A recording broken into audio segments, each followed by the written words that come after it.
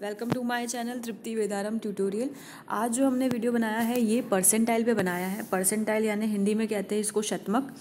इस वीडियो में हम डिस्कस करेंगे तीनों टाइप के क्वेश्चन, परसेंटाइल के सभी टाइप के क्वेश्चंस हम डिस्कस करेंगे इसमें। तो वीडियो एंड तक देखिएगा और प्रॉपर्ली देखिएगा। इसमें हम इंडिविजुअल सीरीज़, डिस्क्रीट सीरीज़ और कंटिन्यूस सीरीज़ को ग्रुप्ड डेटा भी कहते हैं ना, तो वो तीनों सीरीज़ हम डिस्कस करेंगे और बहुत ही ईजी टेक्निक्स है। तो I welcome you all to my channel Tripti Vedaram tutorial.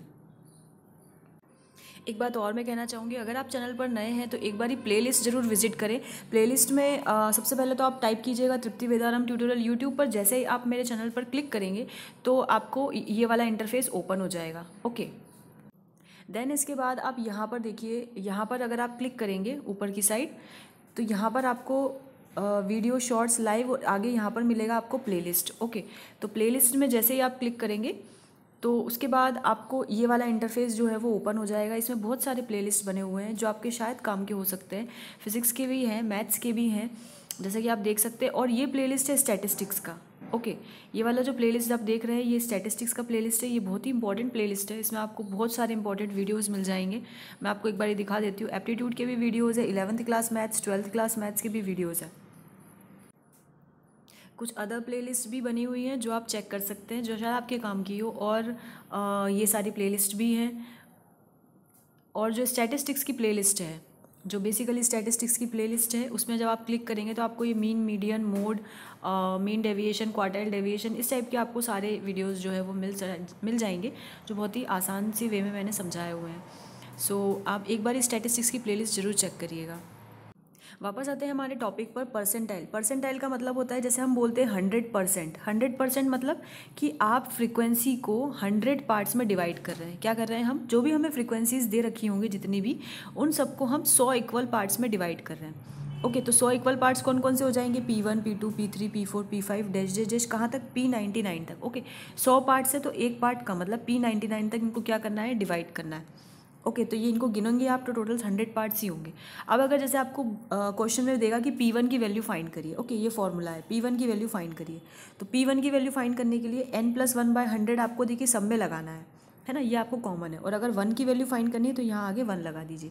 P2 की वैल्यू फाइंड करनी है तो आगे 2 लगा दीजिए। और n+1/100 जो है वो एज इट इज़ रहेगा। ओके, इसी प्रकार से अगर आपको P66 की वैल्यू निकालनी है तो देखिए ये वाली चीज़ बिल्कुल सेम है, ये वाली चीज़ बिल्कुल सेम है। जो यहाँ पर वैल्यू है वो यहाँ पर आप रख दीजिए, उसका यहाँ पर मल्टीप्लाई कर दीजिए। ओके, तो ये फॉर्मूला हो गया परसेंटाइल का। अब देखिए क्वेश्चन इस टाइप से आएगा, find P15 from the data. इस टाइप का आपको डेटा दे रखा है और बोला है P15 का मान ज्ञात करें, P15 की वैल्यू निकालिए। ओके, तो सबसे पहले आपको क्या करना है, एक टेबल बनानी है और सीरियल नंबर से इसको अरेंज कर लेना है। 1 2 3 4 5 है ना। फर्स्ट नंबर पे आएगा सबसे छोटा नंबर कौन सा है? 10। सेकंड नंबर पे आएगा उससे बड़ा कौन सा है? 21। थर्ड नंबर पे आएगा उससे बड़ा कौन सा है? 30। फिर फोर्थ नंबर पे आएगा 35। ओके, फिफ्थ नंबर पे आएगा 40, क्योंकि 35 से बड़ा क्या है? 40, तो 40। इस टाइप से आप क्या कर लेंगे, इसको अरेंज कर लेंगे। ये देखिए, ठीक है, इसी प्रकार से मैंने आपको बताया, इस टाइप से आपने इसको क्या कर लिया? अरेंज कर लिया। अब P15 की वैल्यू निकालिए तो P15 का फॉर्मूला लगा दीजिए। ये देखिए P15 का फॉर्मूला क्या हो जाएगा, अभी मैंने आपको बताया 15 इंटू n+1/100। ओके, अब n क्या हो जाएगा? n मतलब टोटल वैल्यू आपके पास कितनी दे रखी है इन्होंने? 7 वैल्यू है ना। इन वैल्यूज़ को आप गिनोगे, टोटल कितनी वैल्यूज़ दे रखी है? 7। तो n की वैल्यू कितनी हो जाएगी? 7। तो 7+1/100। ओके, n की जगह आपको सिंपल 7 रख देना है। तो ये हो जाएगा 15 इंटू 8/100। अब क्या करना है, 15 का आपको 8 में सबसे पहले क्या करना है? देखिए 15 का जैसे ही आप 8 में मल्टीप्लाई करेंगे तो आ जाएगा 120 और नीचे लिखा है 100। दोनों को आप कैलकुलेटर से डिवाइड कर लीजिए, तो कैलसी से डिवाइड करने पर आएगा 1.2। अब ये 1.2 क्या है? 1.2 नंबर का टर्म, 1.2th टर्म, 1.2वें नंबर का पद। ओके, तो 1.2 को आप कैसे लिख सकते हैं? अब देखो 1.2 जो है ना तो वो 1 है और ना ही वो 2 है, यानी 1 और 2 के बीच में कहीं पर आएगा 1.2। ओके, मतलब इन दोनों के बीच में कहीं ना कहीं आएगा। तो 1.2 को आप क्या लिख सकते हो? 1 + 0.2। 1 में जब आप 0.2 जोड़ोगे तो आपको क्या मिल जाएगा? 1.2। तो 1.2 को आप लिख सकते हो 1 + 0.2, है ना। तो देखिए यहाँ पर हमने लिखा है 1 + 0.2 वे नंबर का पद, 2th टर्म। ओके, तो अब आप देखो इसमें 1 भी है तो 1 टर्म अलग कर लो और 0.2 जो है वो 0.2 अलग कर लो। अब आप देखो कि 0.2 जो है वो आ किसके बीच में रहा है, 1 और 2 के बीच में कहीं पर आएगा यहाँ पर 0.2। तो 0.2 को लिखने का तरीका क्या है, 0.2 किसके बीच में आ रहा है, सेकेंड टर्म और फर्स्ट टर्म। तो क्या लिखोगे आप, second term minus first term. Okay, got it, second term minus first term, क्योंकि 0.2 जो है वो 1 और 2 के बीच में आ रहा है यहाँ पर। तो आप क्या करोगे, बड़े वाले में से छोटा वाला टर्म क्या कर दोगे, घटा दोगे। ओके, अब घटाएंगे तो कैसे घटाएंगे, फर्स्ट टर्म की वैल्यू कितनी है, तो फर्स्ट टर्म की वैल्यू देखिए आप कितनी है यहाँ से 10। तो फर्स्ट टर्म की जगह आप कितना रख देंगे यहाँ पर 10, और 0.2 ऐसी कैसी, second term minus first term. तो देखिए सेकेंड टर्म की वैल्यू कितनी है, देखिए यहाँ पर सेकेंड टर्म की वैल्यू कितनी है 21। तो 21 माइनस फर्स्ट टर्म की वैल्यू कितनी है 10। तो देखिए यहाँ पर क्या हो जाएगा 21 माइनस 10। तो 21 माइनस 10 कितना हो जाएगा आपका 11 का आप मल्टीप्लाई कर दीजिए 0.2 में कैलकुलेटर लेकर, तो कितना आ जाएगा 2.2, और 2.2 को और 10 को दोनों को ऐड कर देंगे तो कितना आ जाएगा 10 और 2.2 को ऐड कर देंगे। यहाँ पर डेसिमल नहीं है तो डेसिमल के बाद 0 लगाना पड़ता है, तो 2.12, तो 12.2 आ जाएगा। ओके, तो P15 की वैल्यू कितनी आ गई आपकी 12.2। तो अगर ऐसा क्वेश्चन आता है जिसमें आपको डेसिमल में वैल्यू आती है तो आपको कैसे निकालना है, आपको इसी टाइप से निकालना है। ओके, अगर आपको डाउट हो रहा है समझने में तो देखिए मैं आपको एक क्वेश्चन और बता देती हूँ कि ये सेम क्वेश्चन है, इसमें आपको क्या निकालना है, P36 की वैल्यू निकालना है। तो P36 की वैल्यू निकालने के लिए 36 n+1/100 खुद से ट्राई करिए एक बार वीडियो पॉज करके और फिर आंसर चेक करिएगा। तो n की वैल्यू कितनी है, वही 7, तो 7 + 1/100 तो 36 × 8 हो जाएगा, अपॉन में 100, दोनों का मल्टीप्लाई करके 100 से डिवाइड कर, ये देखिए यहाँ पर, तो 36 × 8/100 करेंगे आप तो कितना आ जाएगा 2.88। अब 2.88 को क्या लिख सकते हैं, 2 + 0.88, तो 2 + 0.88 दोनों में से टर्म का मल्टीप्लाई मतलब सेकेंड टर्म प्लस 0.88, 0.88 जो है वो किसके बीच में आ रहा है, 2.88 मतलब होता है 2 और 3 के बीच में कहीं पर आएगा 2.88, है ना, 2 और 3 के बीच में आएगा। तो 2 अलग है तो 2 को अलग कर लिया आपने, 0.88 लिखा तो 0.88 जो बचा अब आपका वो 3 और 2 के बीच में, तो क्या लिखेंगे थर्ड माइनस सेकेंड, है ना। अब थर्ड की वैल्यू कितनी है देख लीजिए आप यहाँ से, थर्ड की वैल्यू कितनी है 30 और सेकेंड की वैल्यू कितनी है 21। तो देखिए थर्ड की वैल्यू कितनी है 30, सेकेंड की वैल्यू कितनी है 21, है ना। तो ये आपने वैल्यू यहाँ पर रख दी, और यहाँ पर एक मिस्टेक हो गया है कि सेकेंड टर्म है ना, तो यहाँ पर 2 और टर्म आएगा, है ना। और सेकेंड टर्म की वैल्यू कितनी है यहाँ पर आप देख लो, सेकेंड टर्म की वैल्यू कितनी है 21। तो सेकेंड टर्म की वैल्यू आपको कितनी लिखनी है यहाँ पर 21। तो यहाँ पर आप 2 की जगह कितना लिखोगे 21, यहाँ पर भी 2 की जगह पे कितना लिखोगे 21, है ना। तो 0.88 30 माइनस 21, 30 में से 21 जाएगा तो कितना बचेगा 9, 9 का 0.88 में गुणा कर देंगे आप, है ना। तो 9 का 0.88 में गुणा कर देंगे, यहाँ पर 21 आएगा, है ना। तो इसका इसमें गुणा करेंगे तो कितना आएगा 7.92, और ये कितना है 21, तो 21 और 7.92 दोनों को जोड़ेंगे, यहाँ पर डेसिमल के बाद कुछ नहीं है तो 0 लगा लीजिए, 2 9 7 और 1 हो जाएगा 8 और 2 28.92। तो ये P36 की वैल्यू कितनी आ जाएगी आपके पास 28.92। ओके, यहाँ पर थोड़ा सा मिस्टेक हो गया है, इसको सही कर लीजिएगा आप, गॉट इट। तो इस तरीके से आप क्वेश्चन इसमें के सॉल्व कर सकते हैं इंडिविजुअल सीरीज़ वाले। अब हम देखते हैं डिस्क्रीट सीरीज़। तो चलिए दोस्तों आ जाते हैं सेकंड टाइप पर। तो सेकंड टाइप है डिस्क्रीट सीरीज़।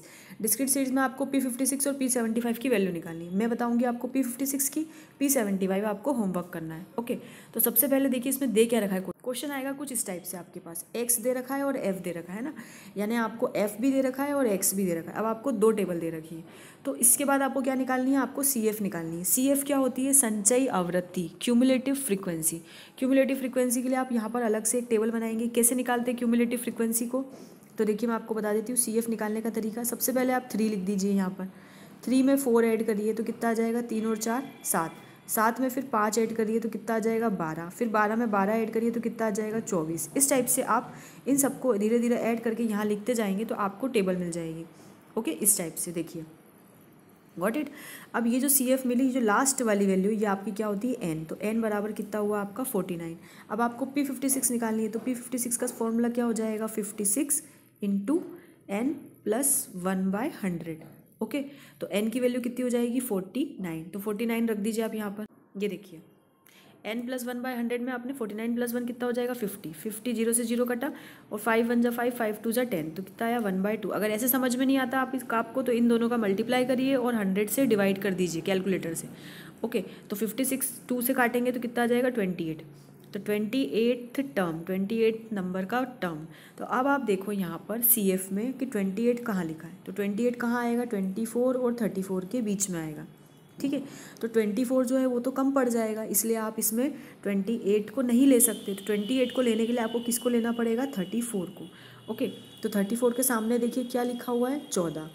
ओके, तो आंसर कितना हो जाएगा, 14। Got it. इस टाइप से आपको CF से वैल्यू मैच करनी है कि ये 28 जो है वो यहाँ पर किसके बीच में आ रहा है। तो ये तो 24 34 के बीच में, तो कम वाला नहीं लेना है आपको कभी भी, है ना, हमेशा कौन सा लेना है, ज़्यादा वाला। तो ज़्यादा वाला कौन सा है, 34। तो 34 के सामने कितना लिखा है, 40। तो ये आपका हो जाएगा P56 का वैल्यू। Got it.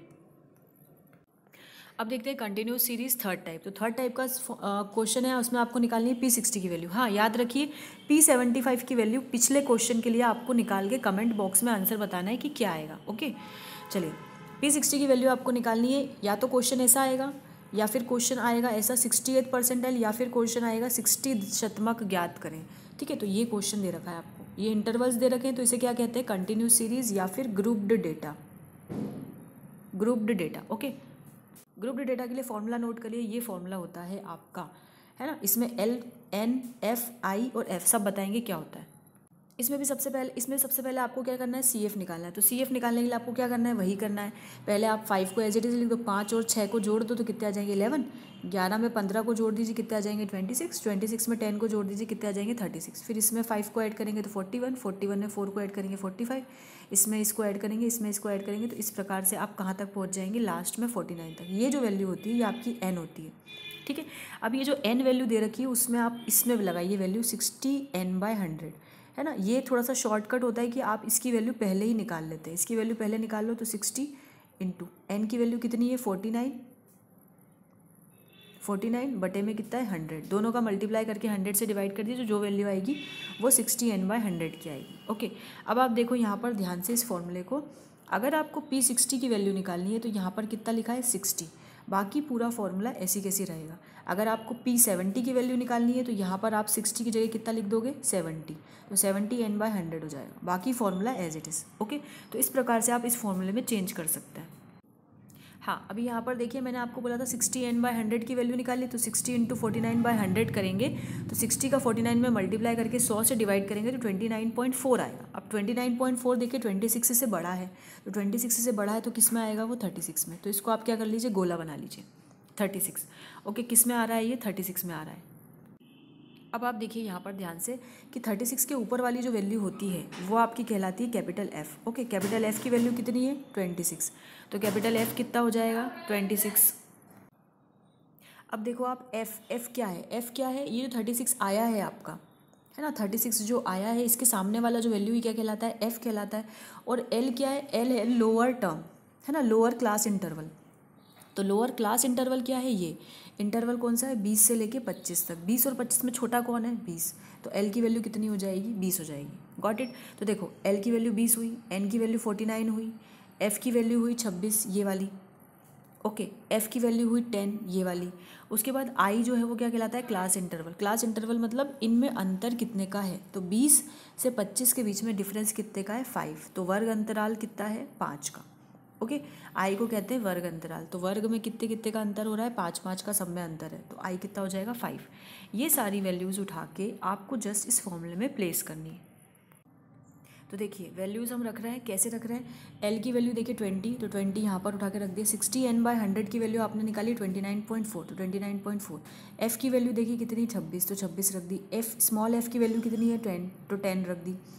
आई की वैल्यू कितनी है, 5, तो यहाँ पर 5 रख दी। ओके, सारी वैल्यूज़ रख दी हमने। सारी वैल्यूज रखने के बाद सबसे पहले इन दोनों को घटाएंगे, तो इन दोनों को घटाया तो कितना आया, 3.4। ओके, 5 1 जा 5, 5 2 जा 10, तो कितना आया नीचे, 2। ओके, आया समझ में। 5 से काटेंगे, 5 1 जा 5, 10 कटेगा 2 आना, 5 2 जा 10, तो नीचे आएगा 2। तो 3.4/2 करेंगे तो कितना आ जाएगा, 1.7। सबसे पहले आपको ध्यान रखना है कि आपको इस वाले टर्म को पहले सॉल्व करना है। कौन से वाले टर्म को, इस वाले ब्रैकेट को सबसे पहले आपको हल करना है। इस वाले ब्रैकेट को हल करने के लिए सबसे पहले इन दोनों को घटाएंगे, इसमें फिर इसका मल्टीप्लाई करके 10 से भाग लगा दीजिए आप, तो आ जाएगा, या फिर ऐसे भी कर सकते हैं। ओके, तो ये आया 1.7, इसमें फिर लास्ट में 20 को ऐड करेंगे तो कितना आएगा, 21.7, यानी P60 की वैल्यू आ गई 21.7।